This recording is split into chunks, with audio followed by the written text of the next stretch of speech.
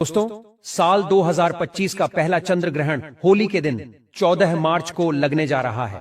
हाँ, आपने सही सुना, होली के दिन यह ग्रहण होगा और यह सिंह राशि में स्थित होगा, साथ ही उत्तर फाल्गुनी नक्षत्र में घटित होगा।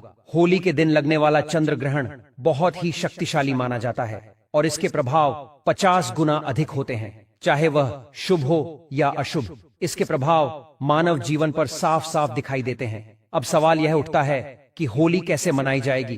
क्या हमें होली मनाने से बचना चाहिए और क्या अगले दिन होली मनानी होगी? इस वीडियो में मैं आपके सभी संदेहों का समाधान करूंगा। साथ ही आपको बताऊंगा कि किस राशि की किस्मत चमकेगी, कौन सी राशि समृद्ध होगी और किसे कष्ट का सामना करना पड़ेगा। सर्वप्रथम आइए जानते हैं कि यह चंद्र ग्रहण भारत में दिखाई देगा या नहीं। ध्यान से सुने, यह ग्रहण 14 मार्च 2025 को फाल्गुन शुक्ल पूर्णिमा के दिन लगेगा। इसका प्रारंभ सुबह 10:04 पर होगा और समाप्ति दोपहर 2:18 पर होगी, यानी इसका कुल समय 3 घंटे 37 मिनट होगा। इस समय के दौरान यह चंद्र ग्रहण भारत में भी प्रभाव डालेगा और इसके कुप्रभाव पूरे देश में महसूस होंगे। यह चंद्र ग्रहण अमेरिका, जापान, रूस, आयरलैंड, इंग्लैंड, स्पेन, पुर्तगाल जैसी विदेशी देशों में भी आसानी से देखा जा सकता है। इस ग्रहण के कुप्रभावों से बचने के लिए हमने वीडियो में कई उपाय बताए हैं। ग्रहण के दौरान किए गए उपायों का असर 100% होता है, इसलिए इन उपायों को जरूर अपनाएं। आपको यदि धन की प्राप्ति की कामना है तो इस समय महालक्ष्मी जी के मंत्र का जाप करना चाहिए। वीडियो में आगे मैं और अधिक जानकारी दूंगा, इसलिए इसे ध्यान से देखें और सुनें। इससे पहले यदि आपने अभी तक वीडियो को लाइक नहीं किया है तो कृपया लाइक कर दें और कमेंट बॉक्स में AUM नमः शिवाय और हर हर महादेव जरूर लिखें। भगवान भोलेनाथ ही हमें ग्रहण के कुप्रभाव से बचाते हैं। आइए अब जानते हैं कि ग्रहण के दौरान क्या सावधानियां रखनी चाहिए। सबसे पहले, ग्रहण के दौरान यात्रा से बचें, क्योंकि यात्रा करने से दुर्घटना का खतरा बढ़ जाता है। यह काल का योग कहा जाता है और इस समय यात्रा करने से अकाल मृत्यु का खतरा हो सकता है। यदि आप यात्रा कर रहे हैं तो अपने इष्ट देव का ध्यान करें। सूतक काल के दौरान घर पर ही रहें और बाहर न निकलें। कोशिश करें कि ग्रहण की रोशनी आपके घर में प्रवेश न करे। ग्रहण से पहले ही घर में प्रवेश कर लें और बाहर न जाएं।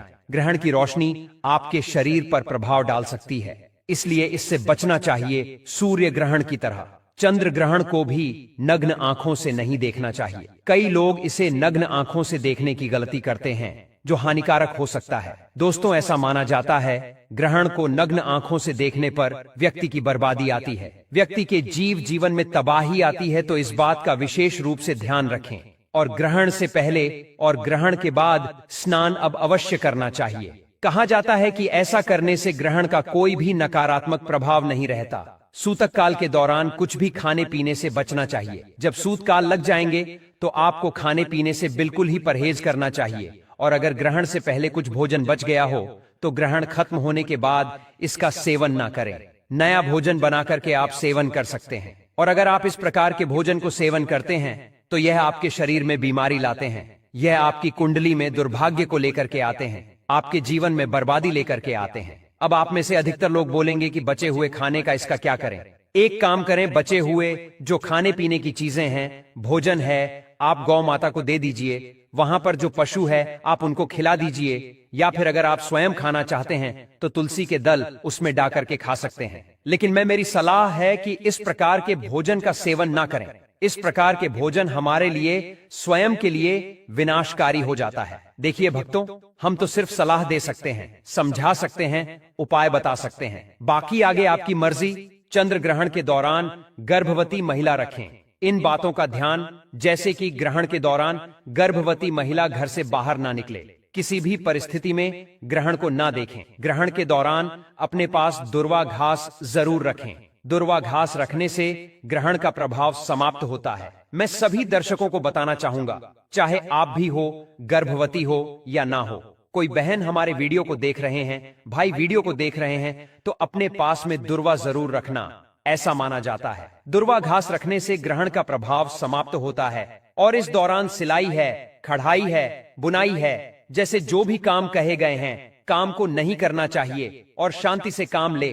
किसी भी प्रकार का मान फिर शारीरिक तनाव आपको नहीं करना है। आइए इस वीडियो में जानते हैं चंद्र ग्रहण के कुछ सरल उपाय जिससे आप ग्रहण के कुप्रभाव से बच सकते हैं। तो चंद्र ग्रहण के दौरान पूजा और भगवान का ध्यान से सुनना। चंद्र ग्रहण के दौरान आपको पूजन तो नहीं करना है, लेकिन भगवान का आपको ध्यान जरूर करना है। जो भी आपकी इष्ट देव, आप उनका ध्यान कर सकते हैं। चंद्र ग्रहण के दौरान कुछ भी खाने पीने से आपको बचना चाहिए, कुछ भी बिल्कुल ही मत खाना। और चंद्र ग्रहण के बाद स्नान और दान का काफी खास महत्व है। मान्यता है कि चंद्र ग्रहण के दिन गंगा नदी में स्नान करने के बाद अगर दान करते हैं तो काफी ज्यादा शुभ माना जाता है। अगर गंगा नदी नहीं है तो जो ग्रहण से पहले नहाने की परंपरा है और ग्रहण के बाद नहाने की परंपरा है। हमारे शास्त्रों में तो एक काम करना, ग्रहण के बाद या फिर ग्रहण के पहले नहाने तो 2 से 4 बूंद गंगा जल की आपको डाल देना। इसके बाद आप जो है नहा सकते हैं। गंगा नदी में स्नान करने का ही आपको पुण्य प्राप्त होगा। आइए इस वीडियो में जानते हैं चंद्र ग्रहण का 12 राशि पर क्या प्रभाव पड़ेगा और इससे बचने के सरल उपाय भी वीडियो में जानेंगे। लेकिन उससे पहले निवेदन है, श्री शिवाय टीवी चैनल को सब्सक्राइब जरूर कर लेना। तो सबसे पहली है मेष राशि। आपकी राशि पर इसका प्रभाव अशुभ बताया जा रहा है और इसी के साथ किसी भी प्रकार की आपको घात हो सकती है। ध्यान रहे, आपको ग्रहण के समय में घर से नहीं निकलना है। दूसरा है वृषभ राशि। इस राशि पर इसका प्रभाव अशुभ रहेगा। आपको किसी भी प्रकार की हानि हो सकती है, आपको सावधान रहना है। मैं आप लोगों को इससे बचने का उपाय भी वीडियो के आखिर में बताऊंगा। मिथुन राशि। आपकी राशि पर यह चंद्र ग्रहण लाभकारी है, आपको किसी भी प्रकार का लाभ हो सकता है। कर्क राशि। आपकी राशि पर यह चंद्र ग्रहण सुखकारी है, धन यात्रा या अन्य प्रकार का आपको सुख मिल सकते हैं। और यह जो कर्क राशि वाले के लिए जो ग्रहण है बहुत ही शुभकारी कहे गए हैं। आपको बहुत ही ज्यादा लाभ मिलेंगे, किसी न किसी माध्यम से आपको लाभ मिलना शुरू हो जाएंगे। सिंह राशि। आपकी राशि पर यह ग्रहण अशुभ है, मान सम्मान को क्षति पहुंचा सकती है, इसलिए आपको को कम बोलने की भी सलाह दी जाती है। मान हानि होने की पूर्ण रूप से संभावना है। जितने भी राशि के जातक हैं ऐसे लोग विशेष रूप से ध्यान रखें। ग्रहण के बाद आपको बिल्कुल ही वाद विवाद से बचना और कम आपको बोलना है। कन्या राशि। आपकी राशि पर यह चंद्र ग्रहण अशुभ है। चंद्र ग्रहण के दौरान आपको कई प्रकार के कष्ट हो सकते हैं जो कि बेहद कष्टकारी और मृत्यु तुल्य हो सकते हैं। इसलिए यदि आप इन कष्टों से बचना चाहते हैं तो आपको भगवान शंकर जी का ध्यान करना चाहिए। इस वीडियो के अंत में मैं आपको कुछ आसान उपाय भी बताऊंगा जिनसे आप इन कष्टों से बच सकते हैं। सबसे पहले अगर हम बात करें तुला राशि के बारे में, तो आपकी राशि पर यह चंद्र ग्रहण अशुभ प्रभाव डाल रहा है। इसके कारण आपको स्त्री संबंधी समस्याओं का सामना हो सकता है। इसीलिए जितने भी कार्य या व्यवहार स्त्री के संदर्भ में आपके लिए अप्रिय हो सकते हैं उनसे आपको बचना चाहिए। इसके विपरीत वृश्चिक राशि वालों के लिए यह ग्रहण शुभ संकेत दे रहा है। यह चंद्र ग्रहण आपके लिए सुख और लाभ का कारण बनेगा। वृश्चिक राशि वालों को इस ग्रहण के दौरान कोई भी परेशानी नहीं होगी, बल्कि किसी न किसी माध्यम से उन्हें लाभ प्राप्त होगा। अब बात करते हैं धनु राशि के बारे में। तो आपके लिए यह ग्रहण अशुभ है और यह किसी प्रकार की चिंता और मानसिक तनाव का कारण बन सकता है। इसलिए धनु राशि के जातकों को ग्रहण के कुप्रभाव से बचने के लिए भगवान हनुमान जी की पूजा करनी चाहिए। हनुमान जी के मंत्रों का जाप आपके लिए बेहद लाभकारी हो सकता है। मकर राशि वालों के लिए भी यह ग्रहण शुभ संकेत नहीं दे रहा है, क्योंकि इससे आपके सामने किसी प्रकार की कठिनाइयां आ सकती हैं। आपको इस समय किसी न किसी प्रकार के व्यवधान या परेशानी का सामना करना पड़ सकता है। अब हम बात करते हैं कुंभ राशि की। तो आपके लिए यह ग्रहण शुभ फल देने वाला है। यह समय आपके लिए धन प्राप्ति का सबसे अच्छा समय साबित हो सकता है। अगर आप कुंभ राशि के हैं तो इस ग्रहण का प्रभाव आपके लिए सकारात्मक होगा। इसके बाद है मीन राशि, जो कि आखिरी राशि है। मीन राशि के लोगों के लिए यह ग्रहण अशुभ साबित हो सकता है। यह ग्रहण किसी भी प्रकार की क्षति या नुकसान का कारण बन सकता है। इसलिए मीन राशि के जातकों को इस ग्रहण से बचने के लिए विशेष सावधानी बरतनी चाहिए। अब हम जानते हैं कि इस ग्रहण के बुरे प्रभावों से बचने के लिए क्या उपाय किए जा सकते हैं। सबसे पहले ग्रहण के दौरान गुरु मंत्र का जाप करना चाहिए। यह मंत्र आपके जीवन में सकारात्मक ऊर्जा का संचार करेगा और ग्रहण के कुप्रभाव को कम करेगा। अगर आपके पास गुरु मंत्र है तो आप उसका जाप करें। अगर आपके पास कोई गुरु नहीं है तो आप भगवान शंकर जी को गुरु मानकर उनके मंत्र का जाप कर सकते हैं। ज्योतिष शास्त्र के अनुसार गुरु ग्रह को ग्रहों का स्वामी माना जाता है और इसे ग्रहों का ताला भी कहा जाता है। यदि गुरु ग्रह मजबूत होता है तो व्यक्ति को किसी भी प्रकार की हानि का सामना नहीं करना पड़ता। गुरु ग्रह की ऊर्जा को मजबूत करने के लिए ओम ग्राम ग्रीम ग्रम सह गुरुवे नमः मंत्र का जाप करना चाहिए। जितना अधिक आप इस मंत्र का जाप करेंगे उतना ही अधिक आपको इसके लाभ प्राप्त होंगे। इसके अलावा ग्रहण के दौरान महामृत्युंजय मंत्र का जाप भी करना चाहिए, क्योंकि यह मंत्र विशेष रूप से ग्रहण के प्रभाव को समाप्त करने में सहायक होता है। इस दौरान आप अपने मुंह में तुलसी का पत्ता भी रख सकते हैं, क्योंकि तुलसी माता को पवित्र माना जाता है और यह नकारात्मक शक्तियों को दूर करता है। ग्रहण के दौरान स्नान करना भी आवश्यक होता है, क्योंकि इससे आपके शरीर और मन की शुद्धि होती है। शास्त्रों के अनुसार ग्रहण के पहले और बाद में स्नान करने से ग्रहण के कुप्रभावों से बचा जा सकता है।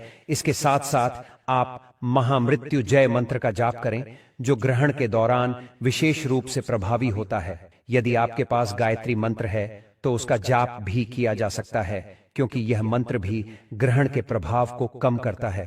अब एक महत्वपूर्ण बात है कि ग्रहण के समय सोना नहीं चाहिए। ऐसा माना जाता है कि जो लोग ग्रहण के समय सोते हैं वे भविष्य में गंभीर बीमारियों का शिकार हो सकते हैं, जैसे कि कैंसर या टीबी जैसी खतरनाक बीमारियां।